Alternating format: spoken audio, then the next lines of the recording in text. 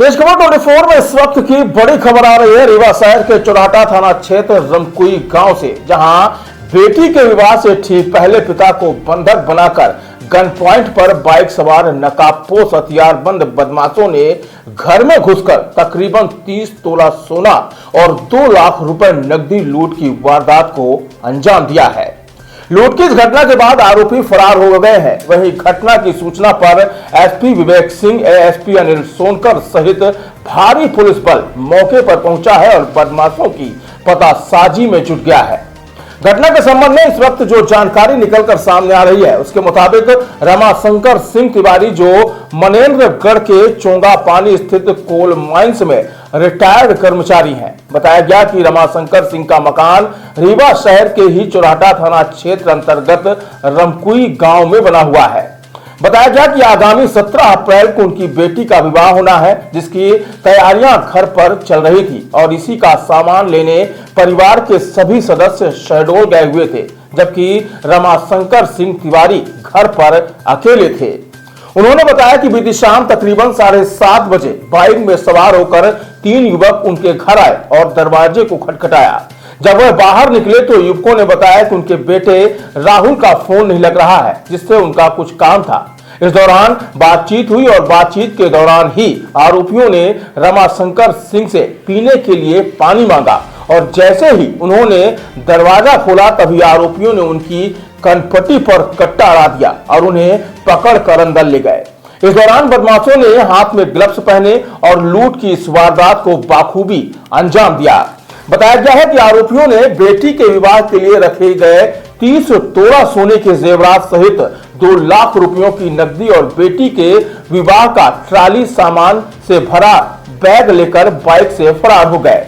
वहीं जाते वक्त आरोपियों ने घर के बाहर ताला लगा दिया और उसकी चाबी घर के अंदर ही फेंक दी और जाते जाते धमकी दी कि हमारा शूटर बाहर खड़ा है, अगर 2 घंटे के पहले बाहर निकले तो तुम्हें गोली मार दी जाएगी। फिलहाल पीड़ित द्वारा किसी प्रकार से घर से बाहर निकलकर घटना की सूचना चौराटा पुलिस को दी गई है, जिसके बाद पुलिस अधिकारी मौके पर पहुंचे हैं और बदमाशों की पतासाजी में लगे हुए हैं। फिलहाल बदमाशों का अब तक कोई सुराग पुलिस के हाथ नहीं लगा है।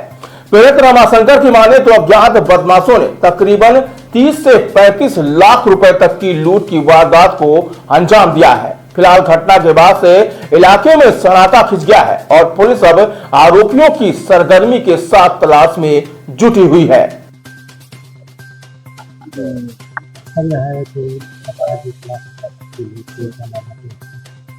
यहाँ पे आज सुबह हम लोग को सूचना मिली करीब 9-10 बजे कि एक जो यहाँ पे रहते हैं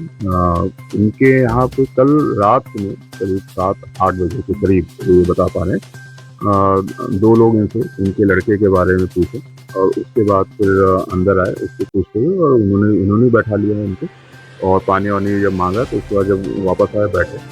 और उसके उपरांत फिर इनको कट्टा दिखा के और फिर उसके बाद जो सामान था कैश और कुछ ज्वेलरी यहाँ से ले गए हैं और ये करीब 1-1.5 घंटे यहाँ पे रहे हैं और उसके बाद टोटली बताएंगे 3 लोग थे और फिर यहाँ से मोटरसाइकिल से संभवतः भागेंगे। तो अभी तक इनसे जो पूरी पूछताछ हम कर रहे हैं और ये थोड़ा डर गए थे तो रात में शायद संभवतः 1-2 घंटे बाद अपने लड़के को बताया, उसके बाद और कुछ नहीं बताया। सुबह फिर पुलिस को 9-10 बजे के करीब से जानकारी नहीं लग पाई थी, तो अभी थाना पर वगैरह आके यहाँ पे और एफआईआर वगैरह की है और आगे की वेचना चाहिए आगे क्या लगभग ये जो बता रहे हैं कि करीब पूरा अमाउंट तो नहीं इनको आ रहा है, लेकिन कह रहे हैं कि 1-1.5 लाख रुपए है में और करीब 10 और 16 सोना 10 से 15-16 सोना ऐसा लड़के का दोस्त बताया कि इन्होंने